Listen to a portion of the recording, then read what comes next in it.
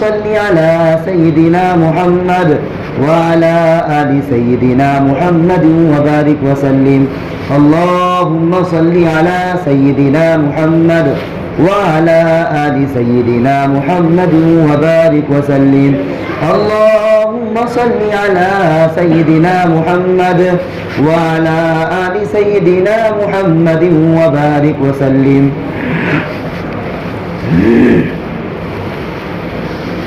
جیسا کہ آپ کو معلوم ہے گزشتہ جمعہ یعنی جو جمعہ گزر چکا ہے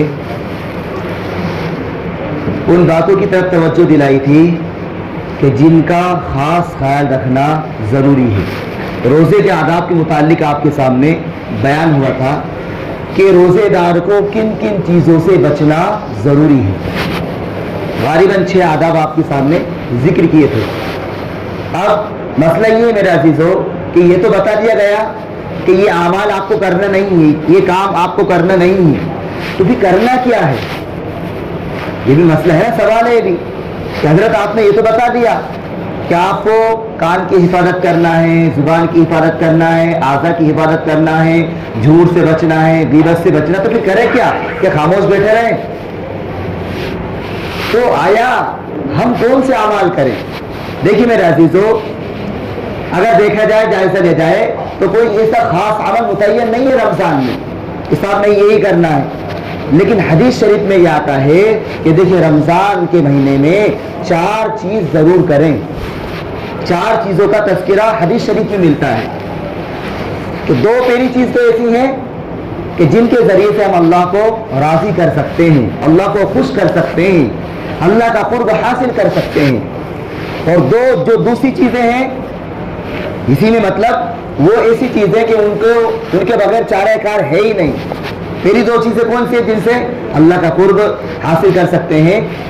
پہلی چیز یہ ہے کہ ہم زیادہ سے زیادہ کلمہ طیبہ کی کثرت رکھیں, لا الہ الا اللہ, لا الہ الا اللہ محمد رسول اللہ. پہلی چیز. دوسری چیز کیا ہے؟ استغفار. کیا ہے؟ استغفار کی کثرت, بہت زیادہ استغفار کرنا, استغفر اللہ استغفر اللہ. تیسری اور 2 چیزیں کون سی کہ جن سے یہ سمجھو کہ چارہ کار ہے ہی نہیں, ان کو تو کرنا ضروری ہے. تیسری چیز یہ جنت کی طلب کرنا ہے, اور چوتھی چیز یہ ہے جہنم سے پناہ مانگنا ہے. یہ 4 اعمال ایسے میرے عزیزو کہ جن اعمال کو ہم کو رمضان کے مہینے میں کرنا ہے. پہلا عمل کون سا ہے؟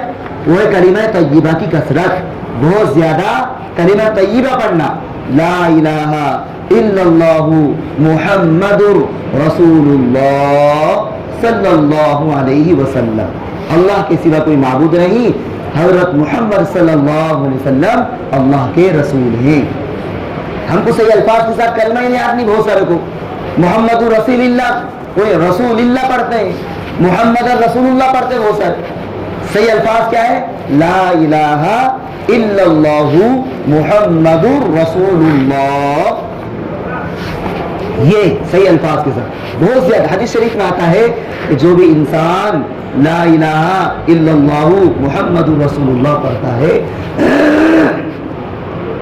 اللہ رب العزت اس کو جنت میں داخل ضرور فرمائیں. جنت میں اس کا داخلہ پکا ہے. من قال لا الہ الا اللہ دخل الجنہ. حدیث شریف کے الفاظ ہے کہ جس شخص نے بھی لا الہ الا اللہ پڑھا وہ جنت میں ضرور جائے گا, چاہے جو سزا بھگتنے کے بعد جو گناہ اس کے ہوئے ہیں, جو بھی اس سے نافرمانیاں ہوئی ہیں, ان تمام نافرمانیوں کا جو عذاب ہے, جو سزا ہے, جزا ہے, اس کے بعد تو وہ ضرور جنت میں داخل ہوگا. اس لیے حدیث شریف میں, دوسرے حدیث شریف میں اس کا خلاصہ بھی ذکر کیا ہے کہ اللہ کے نبی صلی اللہ علیہ وسلم بہت سارے تو ایسے لوگ ہوں گے کہ جن کو صرف زبان سے پڑھیں گے, بہت سارے کو نماز کا, روزے کا ان کا علم نہیں ہوگا, کہ پھر بھی یہ کلمہ ان کو نفع دے گا. جن کو مطلب بھی نہیں یاد رہے گا لیکن پھر بھی کہ یہ کلمہ ان کو نفع دے گا.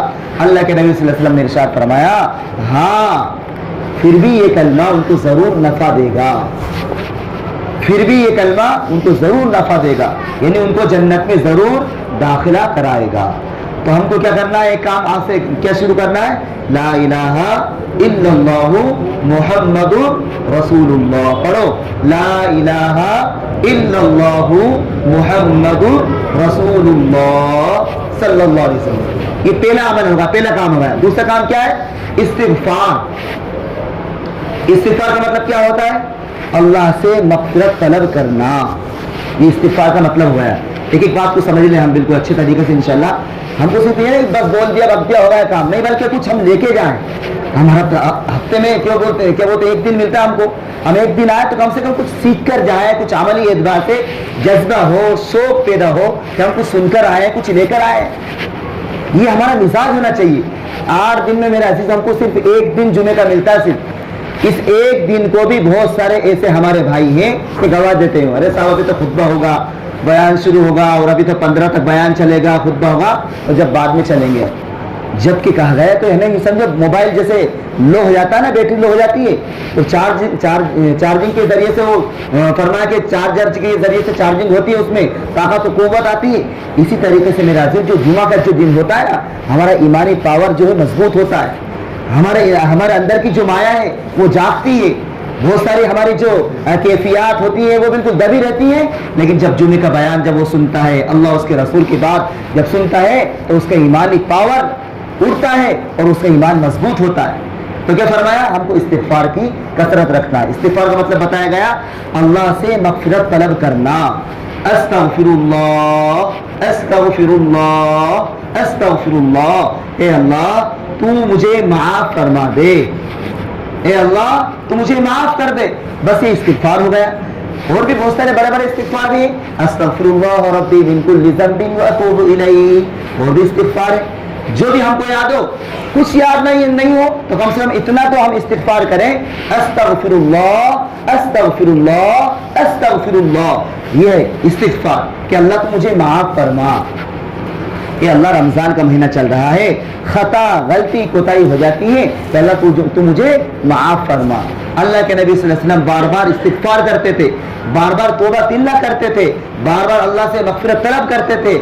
تو میرے عزیزو ہم کو تو یہ سمجھو, ہم کو تو بہت زیادہ یہ سمجھو کہ بار بار اللہ سے مغفرت طلب کرنا چاہیے, بار بار استغفار کرنا چاہیے, بار بار معافی طلب کرنا چاہیے, کیونکہ ہم تو غلطی و خطا کے پتلے ہیں. ارے غلطی کس سے نہیں ہوتی میرے عزیزو؟ بتائیے آپ. کہ مولانا سے غلطی نہیں ہوتی, کیا آپ سے نہیں ہوتی؟ کیا مولانا فرشتہ ہے؟ کیا آپ فرشتے کون؟ بتاؤ. ارے غلطی تو فرشتوں سے نہیں ہوتی. لا یعصون اللہ ما امرهم ویفعلون ما یؤمرون. قرآن میں سورۃ تحریم میں بیان کیا گیا کہ فرشتے جو ہیں وہ ایسی اللہ کی مخلوق ہیں تو ان سے کبھی اللہ کی نافرمانی نہیں ہوتی. ہم انسان ہیں. کیا ہے ہم؟ انسان. غلطی خطا گناہ ہو جاتا ہے, اس سے نہیں ہوتا گناہ. لیکن کیا کہا گیا؟ التائب من الذنب کمن لا ذنب له. حدیث شریف میں آتا ہے کہ گناہوں سے توبہ کرنے والا ایسا ہے گویا کہ اس نے گناہ کیا ہی نہیں. کیا کہا گیا؟ گناہوں سے توبہ کرنے والا ایسا ہے کہ گویا اس نے گناہ کیا ہی نہیں. اس لیے ایک حدیث شریف کا مفہوم آپ نے ہو سکتا ہے سنا ہو. ایک حدیث شریف میں آتا ہے کہ تمام لوگ اگر فرما بردار بن جائے, تمام لوگ فرما بردار بن جائیں, تو اللہ رب العزت ایسی قوم کو پیدا کریں کہ جو اللہ کی نافرمانی کرے اور پھر اللہ رب العزت کے دربار میں حاضر ہو کر مغفرت طلب کرے. اللہ کو تو بہت پسند ہے میرے عزیزو. ارے گناہ غلطی کس سے نہیں ہوتی ہے؟ بتائیے آپ. کون شخص سے ہے؟ کچھ رہتے ہیں کہ جن کے لیے ہم ہاتھ اٹھائے, بستی میں بھی رہتے ہیں, بہت سارے ایسے رہتے ہیں کہ جو دین سے دور رہتے ہیں. اس کا مطلب یہ نہیں میرے عزیزو کہ ہم ان کو بدنام کرتے پھرے, اور ایسا وہ تو نماز نہیں پڑھتا, وہ تو جمعے میں بھی نہیں آتا, اس نے تو ایک بھی تراویح نہیں پڑھی, اور وہ تو یہ سمجھے اس کے اندر تو دین ہے ہی نہیں, نعوذ باللہ وہ تو کافر ہے. ایسے الفاظ ایسے فتوے چھوڑتے بہت سارے. ہم کو میرے عزیزو کوئی حق نہیں بنتا کسی کے بارے میں فتویٰ نکالنے کا, کسی کے بارے میں فتویٰ دینے کا کوئی ادھیکار نہیں میرے عزیزو. وہ تو یغفر لمن یشاء ویعذب من یشاء. اللہ تو وہ ہے کہ وہ جس کو چاہے عذاب دے اور جس کی چاہے مغفرت کر دے. اس کے سامنے کون میرے عزیزو, کون اپنے اختیار کو جتا سکتا ہے؟ کون اس کے سامنے حاضر ہو کر اور یہ کہہ سکتا ہے کہ میں یہ کر لوں؟ اللہ کے بغیر کوئی کچھ نہیں کر سکتا میرا عزیز. اس لیے آپ نے بنی اسرائیل کا جو واقعہ سنا ہوگا, 2 دوست تھے, ان میں سے ایک بہت تہجد گزار, عبادت گزار, بہت بڑا عابد تھا, وہ بہت زیادہ اللہ کی عبادت کرتا تھا, وہ بہت زیادہ. اب ایک نافرمان جو اس کا دوست تھا, وہ یوں کہتا کہ رے ہٹ, تو کیا جب دیکھو جبھی تو اللہ کی نافرمانی کرتا ہے, جب دیکھو جبھی تو گناہ کرتا رہتا ہے, اللہ کی قسم تجھے اللہ رب العزت معاف نہیں کرے گا. کیا کہا اس نے قسم کھا کے, اللہ کی قسم تجھے ہے نا, تجھے اللہ رب العزت کبھی معاف نہیں کرے گا. اب جب دونوں اس دنیا سے رخصت ہو گئے, اللہ رب العزت نے اس بندے سے کہا واہ تجھے کس نے اختیار دیا تھا فتویٰ ٹھوکنے کا, تجھے کیا ادھیکار تھا کہ میرے اختیار میں دخل اندازی کرے, تجھے کس نے حق دیا تھا؟ فرشتوں سے کہا جاتا ہے کہ جاؤ اس کو جہنم میں ڈال دو, جو عبادت گزار تھا, اور جو نافرمان تھا اس کو اللہ رب العزت نے جنت میں ڈال دیا. لیکن میرے عزیزو اس حدیث شریف کا مطلب یہ نہیں سمجھنا چاہیے چلو صاحب جو چاہو کرتے رہو, گناہ کرتے رہو, خوب عیاشی, عیش پرستی, زنا کاری, شراب نوشی, جھوٹ, غیبت, بہتان, الزام تراشی وغیرہ وغیرہ, ان تمام چیزوں میں زندگی گزارتے رہو, اللہ معاف کر دے گا. یہ بھی بہت بڑی خوش فہمی میرے عزیزو. ضرور نہیں ہر ایک کے ساتھ یہی معاملہ ہو. یہ حدیث شریف جو میں نے آپ کو جو سنائی ہے, ضرور نہیں آپ ہم سب کے ساتھ یہی معاملہ ہو. اللہ رب العزت کے اختیار میں ہو تو جس کو چاہے مغفرت کر دے, جس کی چاہے اللہ رب العزت مغفرت کر دے, جس کو چاہے اللہ رب العزت عذاب دے. تو کیا فرمایا, ہم کو بہت زیادہ استغفار کرنا ہے. اس لیے سورہ نوح جو 29 پارے میں ہے, اس میں بکثرت استغفار کی فضیلت کو بتایا گیا کہ دیکھو اگر ہم استغفار کریں گے اللہ رب العزت ہماری زندگی میں برکت عطا فرمائیں گے, اللہ رب العزت ہماری کھیتی میں برکت عطا فرمائیں گے, اللہ رب العزت ہمارے کاروبار میں برکت عطا فرمائیں گے. اور انسان بلند ہوتا ہے جو استغفار کرتا ہے, اللہ سے جو معافی طلبی کرتا ہے, اللہ رب العزت کے نزدیک بہت زیادہ وہ محبوب ہے, بہت زیادہ محبوب ہے. اس لیے دوسرا کام کیا کرنا ہم کو, استغفار.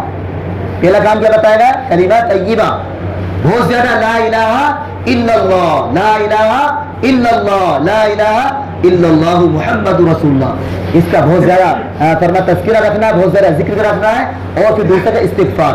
تیسری چیز جو ہے وہ ہے جنت کی طلب. وقت بہت مختصر رہتا ہے اس لیے ہے نا تھوڑا باتوں کو سمیٹتے ہوئے میں چلتا ہوں, کیونکہ پھر 15 کے بعد تو وقت ختم ہی ہو جاتا ہے. بہرحال تو تیسری چیز کیا ہے, جنت کی طلب کرنا. اور چوتھی چیز کیا ہے, جہنم سے پناہ مانگنا. اس لیے میں کہا کرتا ہوں بار بار کہ میرے عزیزوں, نوجوانوں, بزرگوں, بار بار یہ دعا کیا کرو آپ, بار بار ربنا آتنا فی الدنیا حسنہ وفی الآخرۃ حسنہ وقنا عذاب النار, وقنا عذاب النار. یہ دعا جو ہے میرے عزیزوں, اس میں جتنی دنیا کی کامیابی ہیں, جتنی بھی خیر و برکت ہے, جتنی بھی دنیا کی کامیابی ہیں, تمام کامیابیوں کو اللہ رب العزت نے اس دعا میں رکھ دیا. اور آخرت کے اعتبار سے جتنی بھی کامیابیاں ہیں, جتنی بھی کامیابیاں ہیں, یہاں تک کہ اللہ رب العزت کا دیدار بھی تو سب سے بڑی کامیابی ہے, اس کامیابی کو بھی اللہ رب العزت نے اس دعا میں سمیٹ دیا. سوچیے آپ, اور ہر ایک کو یاد ہے ماشاءاللہ, یاد رہتی ہے ربنا آتنا فی الدنیا حسنہ, یا ربنا آتنا فی الدنیا حسنۃ وفی الآخرۃ حسنۃ وقنا عذاب النار. اے اللہ میری دنیاوی زندگی کو بھی بنا دے, یا اللہ تو مجھے دنیا میں بھی کامیابی عطا کر دے, اے اللہ اور آخرت میں بھی کامیابی عطا کر دے. اس لیے کہا کرتا ہوں میں, خاص طور سے جو جن کی شادی نہیں ہوئی نا, ان کو تو بہت زیادہ اس کا اہتمام کرنا چاہیے, کیونکہ حسنہ سے مراد ہے نا المرأۃ الصالحہ. صاحب مشکات نے حاشیے میں ہے نا یہ عبارت نقل کی ہے کہ اس سے نیک بیوی بھی مراد ہے. نیک بیوی, پیٹ, پیٹی پیٹ جس کو کہتے ہیں, بالکل ماشاءاللہ جیسے کرتوت ایسے اللہ رب العزت نوازتے تھے.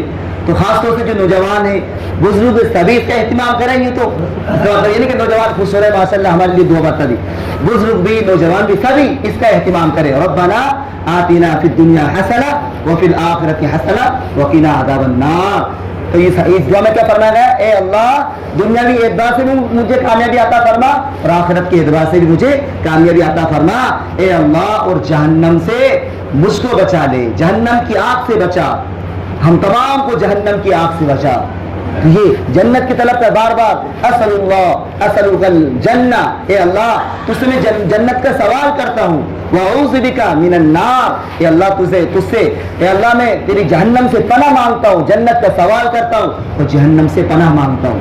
یہ بار بار انشاءاللہ اگر ہم یہ ذکر و اذکار ہے جو موٹی موٹی باتیں میں نے آپ کو بتائی ہیں کہ کیا کیا ہم کو کرنا ہے، الحمدللہ جو بیان بہت ساروں کو سرسری لگتا ہوگا کہ ارے حضرت نے کیا 4 باتیں بتائی بس صرف، لیکن میرے عزیزو بہت پوائنٹ کی باتیں ہیں، حدیث شریف کی باتیں ہیں. اگر انشاءاللہ ان 4 باتوں کو اگر ہم زندگی میں لے کر آ جائیں گے اور خاص طور سے رمضان میں اگر لے کر آ جائیں گے تو انشاءاللہ ثم انشاءاللہ ہمارا رمضان کا پورا مہینہ انشاءاللہ ثم انشاءاللہ اچھا گزرے گا، عبادتوں کے ساتھ ثواب کے ساتھ گزرے گا. اور ہم دیکھ ہی رہے ہیں کہ کیسے حالات چل رہے ہیں، حالات کی لپیٹ ہے، اور خاص طور سے استغفار تو ہم کو کرنا ہی ہے. حالات کیسے چل رہے ہیں، ہم کو دعا کا اہتمام کرنا ہے. ہمارے بڑے علماء بڑے بڑے بزرگان بار بار ہم سے کہہ رہے ہیں رمضان کا مہینہ چل رہا ہے، استغفار کرو، خوب اللہ سے معافی طلبی کرو، خوب دعا کا اہتمام کرو. اللہ مجھے بھی عمل کی توفیق عطا فرمائے، آپ کو بھی عمل کرنے کی توفیق عطا فرمائے. وآخر دعوانا الحمدللہ رب العالمین.